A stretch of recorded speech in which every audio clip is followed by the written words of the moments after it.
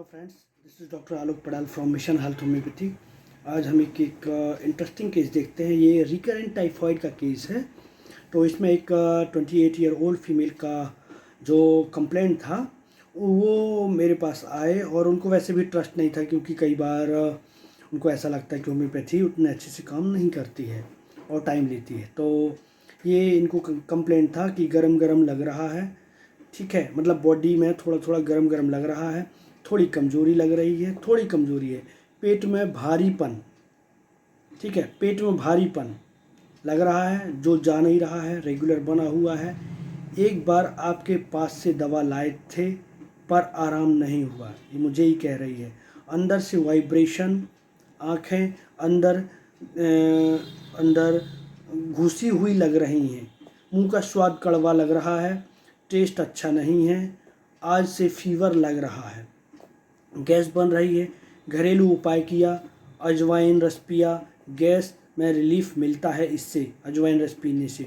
उसी में ध्यान लगा रहता है कि मेरे को ऐसा हो रहा है, चिड़चिड़ी हो रही है और ऐसा लग रहा है कि टाइफाइड जैसा लग रहा है, टाइफाइड के सिम्टम लग रहे हैं, पसीना भी आ रहा है, शांति से बस बैठ जाने की इच्छा होती है, रेस्ट करने का मन कर रहा है और बात करने की बिल्कुल इच्छा नहीं हो रही है। तो इस टाइम पे मैंने कुछ सिम्टम टोटलिटी बनाई थी और मेडिसिन देने के बाद पेशेंट को कोई रिलीफ नहीं हुआ। तो नेक्स्ट 3 डेज़ बाद वो पेशेंट फिर से आया मेरे पास और मैंने उनको बुला ही लिया था कि आओ आप फिर से देखते हैं।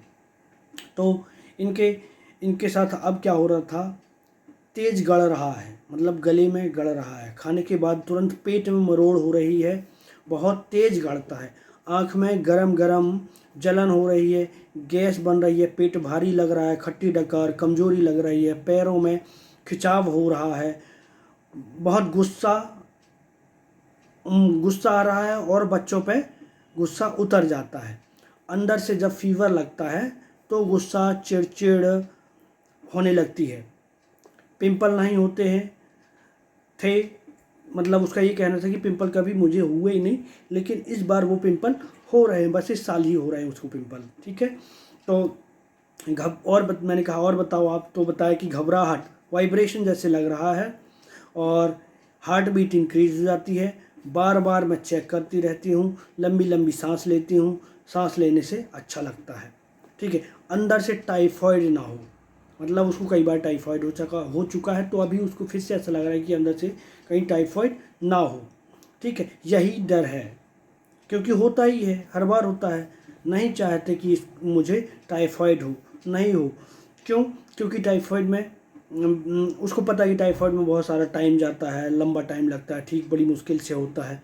और पेशेंट, मैंने तो कहा तो दिक्कत क्या है, तो बोला कि नहीं अभी हमारी घर पे ज़रूरत है, क्योंकि उसकी एक को सिस्टर है, वो अभी प्रेग्नेंट है और यदि ये बीमार पड़ जाएगी तो घर का कौन करेगा।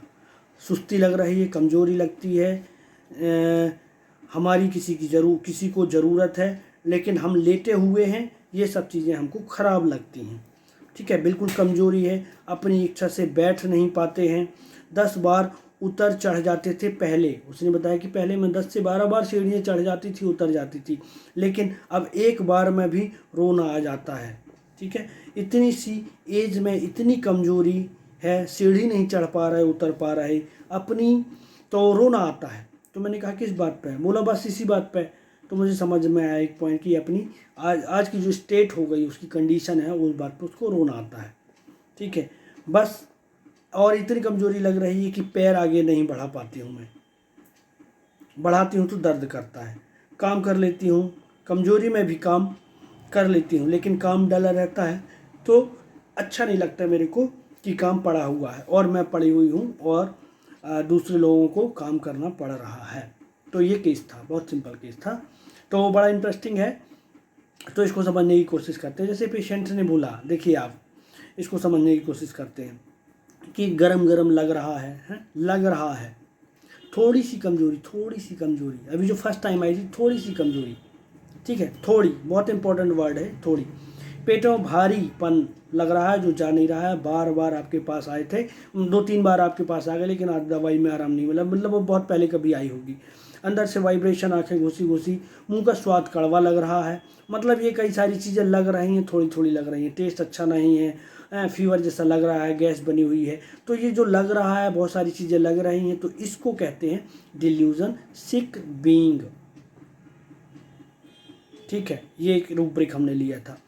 और उसी में ध्यान लगा रहता है, चिड़चिड़ापन होता है, रेस्ट करने की इच्छा होती है तो रेस्ट डिज़ायर, रेस्ट करने की इच्छा, रेस्ट डिज़ायर, बात करने की इच्छा नहीं हो रही है तो स्पोकन एवर्जन टू बीइंग, शांति से बैठने का मन कर रहा है, क्वाइट वांट टू बी। ठीक है, और तकलीफ पहले से ज़्यादा बढ़ गई है तो simple rubric delusion in large. Irritability heat during, spoken aversion to being, delusion poor. ठीक है, कमजोरी सी लग रही है, ताकत सी नहीं लग रही है। तो ये सारे पेशेंट के वर्जन के ऊपर ही हमने मेडिसिन बनाई, टोटलिटी बनाई थी। और मेडिसिन आती है हमारी नक्सवोमिका 30। तो 3 डोज देने के बाद 4-5 दिन बाद पेशेंट को थोड़ा सा लगा होगी, थोड़ा बहुत आराम है, बट बहुत कंसिडरेबल रिलीफ नहीं था। तो पेशेंट फिर से आया, तो अब पेशेंट ने बोला कि तेज़ी से गड़ने लगा है, तुरंत पेट में मरोड़ हो रही है खाने के बाद, बहुत तेज़ गड़ता है, आंखों में गरम गरम, जलन, खट्टी डकार, भारीपन, कमजोरी लगती है, पैरों में खिंचाव सम लग रहा है, बहुत ज़ोर से गुस्सा आ रहा है, अंदर से जब फीवर लगता है तो इरिटेबिलिटी हीट ड्यूरिंग या फीवर ड्यूरिंग ले सकते हैं। गुस्सा, चिड़चिड़ हो रही है, घबराहट। अब उसको ऐसा लगता है कि वो, देखिए आप, इसमें कई सारी चीज़ें लगती हैं कि फियर रिकरेंट टाइफॉइड ना हो, तो मेन उसका टाइफॉइड का कंसर्न नहीं है, टाइफॉइड बड़ी लंबे टाइम, तो फियर सफरिंग ले सकते हैं आप। ठीक है, पर ये नक्सवोमिका सफरिंग में नहीं है। तो इसका मतलब ये पेशेंट ये चाहता है कि जो उसकी तकलीफ़ है, वो तकलीफ़ होगी तो वो उसका घर का काम नहीं होगा, मेन कंसर्न उसका ये है, इसलिए वो घर का काम नहीं होगा और मेरी घर में ज़रूरत है और मैं कम कर नहीं पा रही हूँ, तो मुझे ये बात अच्छी नहीं लगती। इसका मतलब patient sensitive to moral impression में है। ठीक है, तो पेशेंट को ये सेंसिटिव टू मोरल इम्प्रेशन होने की वजह से उसकी मोरालिटी है कि मैं पड़ी रहती हूँ और घर का काम पड़ा रहता है और मेरी ज़रूरत है और मैं अपनी ज़रूरत पर खरी नहीं उतर रही हूँ। ठीक है, तो ये डिल्यूजन पुअर होने की वजह से अपने काम को बराबर नहीं कर पाती है, इसलिए delusion poor, sensitive to moral impression, irritability heat during, ये सारे रूब्रिक वही लगाए थे हमने। और फिर मेडिसिन दी थी अगेन नक्सवोमिका 200 का डोज देने के बाद पेशेंट नेक्स्ट डे ही टोटल रिकवर हो गया।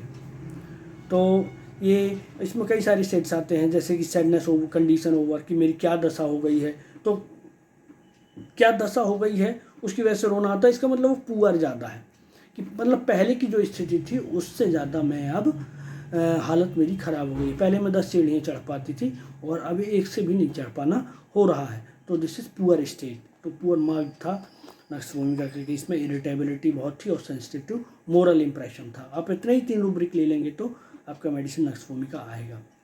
तो इसको नक्सवोमिका देने के बाद ये पेशेंट रिकवर हो गया। तो thanks for watching. If you like my video, you like it, subscribe my channel and share it for the sake of homeopathy. Thank you.